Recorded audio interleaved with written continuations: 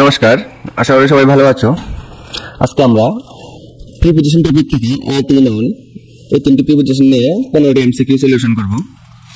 তোমরা ক্লাস শুরু করার আগে অবশ্যই পেন পেপার নিয়ে বসবে এবং ক্লাস শেষে বলবে তোমাদের কত মার্ক উঠেছে। তো hello dear student, this is Raja, welcome to teachers guide. Let's start. এখানে প্রথম কোশ্চেনটি হলো Richa went home dash lunch time. কি হবে এখানে?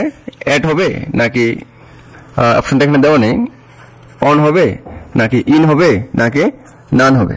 দেখো, Richa went home dash lunch time.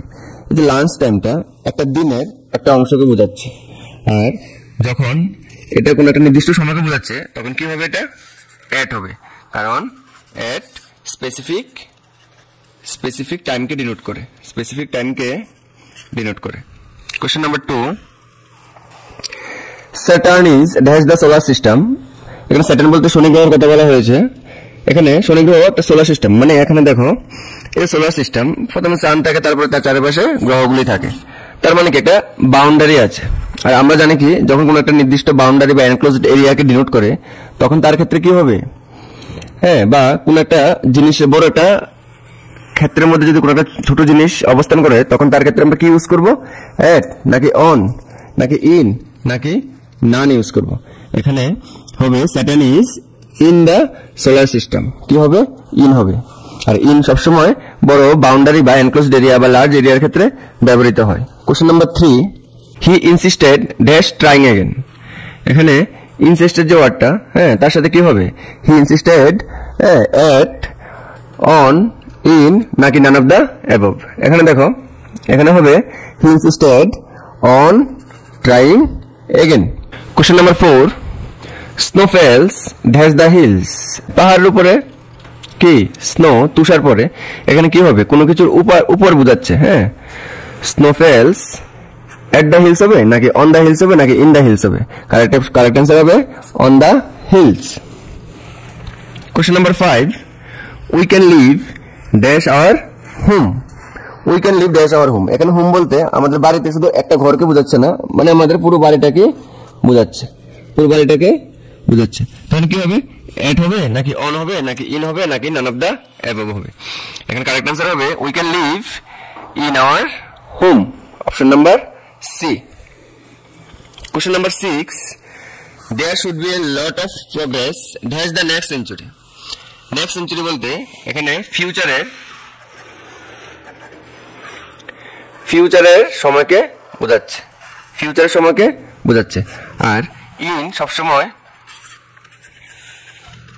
Period of টাইমের বেলায় ব্যবহৃত হবে। যখন কোনো একটা সময় কোনো কিছু দীর্ঘ সময় ধরে চলতে থাকবে তখন কি হবে? ইন হবে। তো এখানে কারেক্ট অ্যান্সার হবে কি? In. There should be a lot of progress in the next century.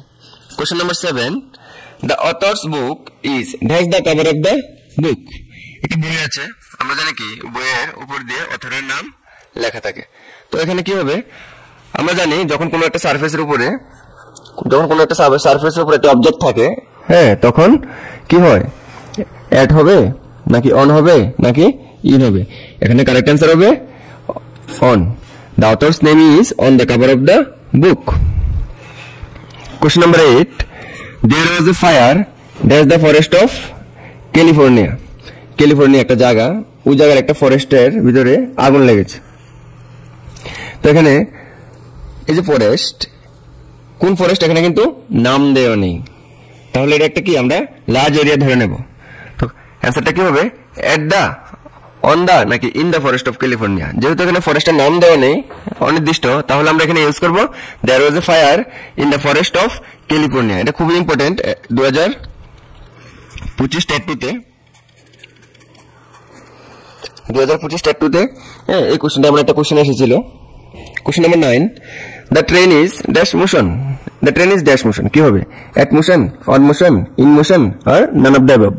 এখানে কারেক্ট অ্যান্সারটা হবে train is in motion.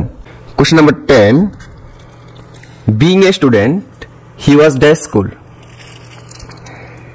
Dash Tuesday dash a city of Tripura. এখানে দেখো কি বলছে? স্টুডেন্ট। তো স্টুডেন্ট কোথায় আছে?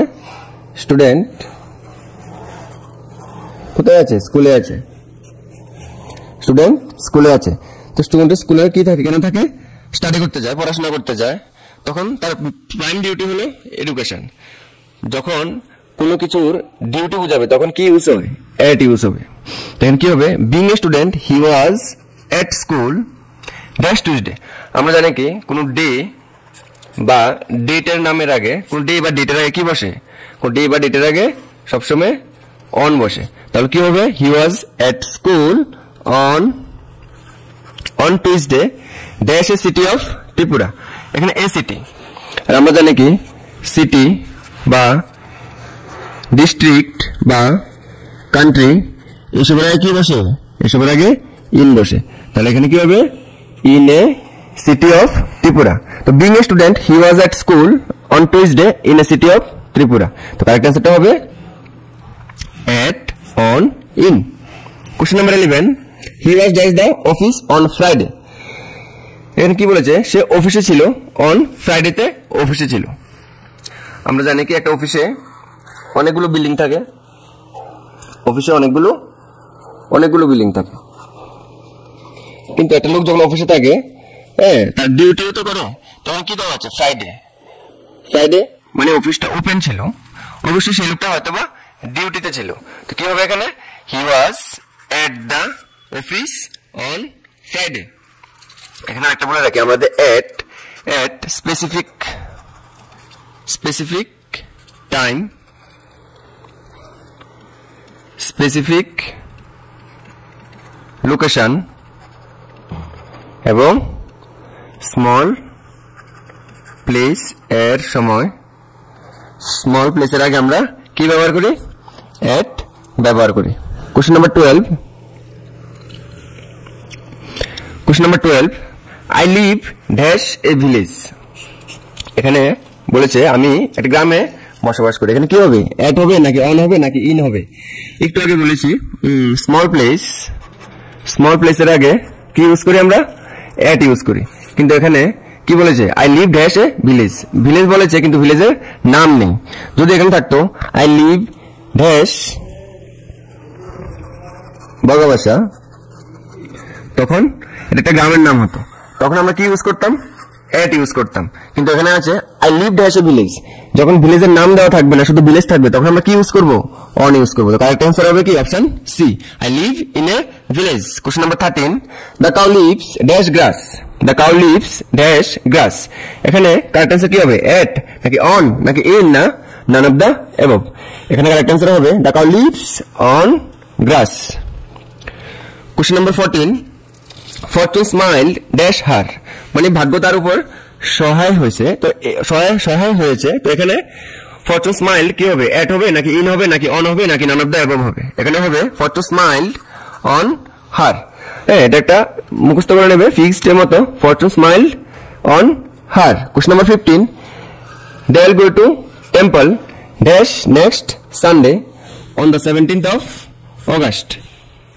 মানে তারা টেম্পলে যাবে 17 তারিখের রবিবারে। তখন কি হবে? They will go to temple, কি প্রিপোজিশন হবে এখানে? এট নাকি অন নাকি ইন নাকি নোর এরর, মানে কোনো দরকার নেই। এখানে হবে they will go to temple next Sunday. এখানে কোনো প্রিপোজিশন লাগবে না, এটা হবে নো রিকোয়ার্ড বা নো এরর। এখানে কোনো প্রিপোজিশন লাগবে না, কারণ next, every, last, this, that, এই ওয়ার্ডগুলো থাকলে তার আগে এট, ইন, অন প্রিপোজিশন হয় না, তার আগে প্রিপোজিশন হয় না। এটা ভেরি ভেরি ইম্পর্টেন্ট, তোমরা অবশ্যই নোট করে নেবে। আর তোমরা যারা এসটিজিটি বা টেট 1 এবং 2 প্রিপারেশন করছো, তোমরা অবশ্যই আমার প্লেলিস্টে গ্রামারের ভিডিওগুলো দেখতে পারবে। এখানে subject, verb, agreement, preposition, noun এগুলো সবগুলি করা আছে। খুবই ইম্পর্টেন্ট ক্লাস, তোমরা দেখে নেবে। তো এখানে মেইন রুলগুলো হলো কি আমি বলে দিই একবার জিস্টে। যেমন দেখো, এট স্পেসিফিক লোকেশনের বেলায় ব্যবহৃত হয়। স্পেসিফিক লোকেশন,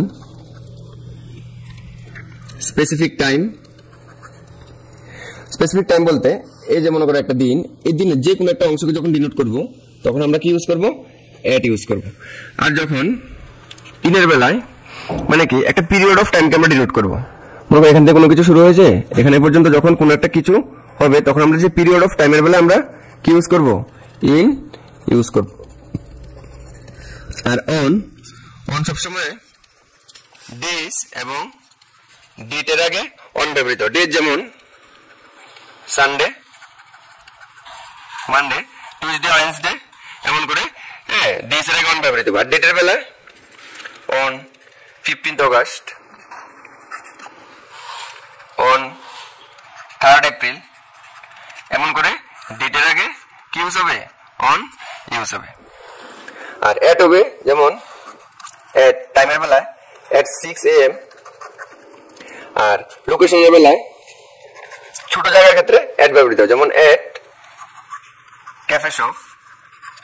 আর ইন এর আরেকটা ইম্পর্টেন্ট ইউজ হলো ইন, মান্থের নামের আগে ইন ব্যবহৃত হয়। মান্থ বা সিজনের আগে ইন ব্যবহৃত, যেমন ইন জুলাই, ইন এপ্রিল। ইয়ারের আগে ইন ব্যবহৃত হয়, ইন 1996, ইন 19th সেঞ্চুরি। তার আগে কি ব্যবহৃত হবে, ইন ব্যবহৃত হবে। আরেকটা দেখে নি, মর্নিং এর সময় ইন হয়, মর্নিং। আফটারনুন,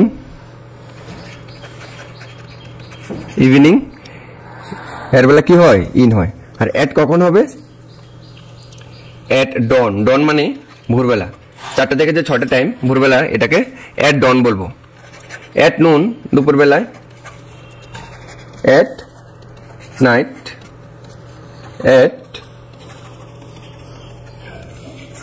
এট মিডনাইট।